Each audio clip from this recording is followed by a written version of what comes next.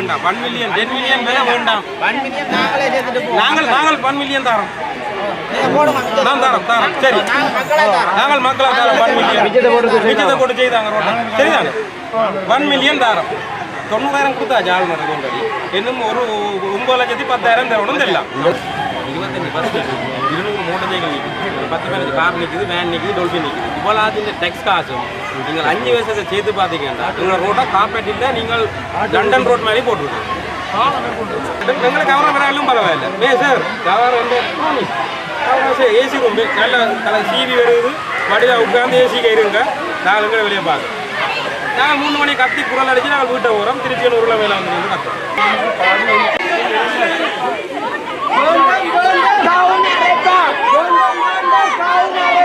ரோட்டில் இந்த போராட்டமானது கிட்டத்தட்ட 3 வருடங்களாக நடைபெற்று தான் பெறுகிறது. அதுக்கு மேலே எத்தனையோ பேர்கிட்ட மெனுக்களோ அரசியல்வாதிகள் எல்லா டிபார்ட்மெண்ட்டும் மெனு கொடுத்து இந்த வரையும் எந்த ஒரு நடவடிக்கையும் எடுக்கப்படையில்லை.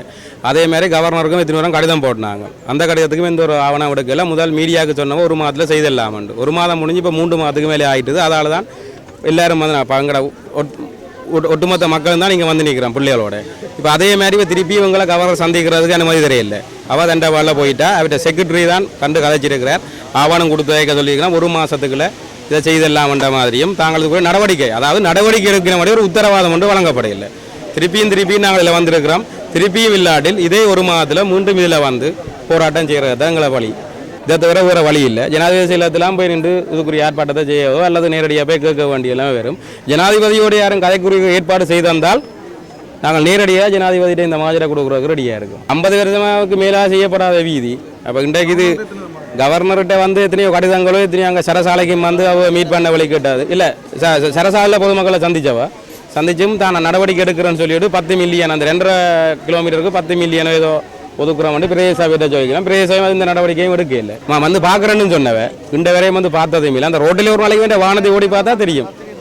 அதில் அந்த உண்மைத்தன்மை தெரியும். யாரென்றாலும் எந்த ஒரு அரசு வலைவரும் அந்த ரோட்டில் இருக்கும் அந்த வானத்தை ஓடி பார்த்தா ரோட்டு வேணும் எங்களுக்கு பாடசாலை செல்றதுக்கு. மழை நேரம் வெள்ளம் என்றால் சப்பாத்தை கையில் கொண்டு தான் போகிறாங்க.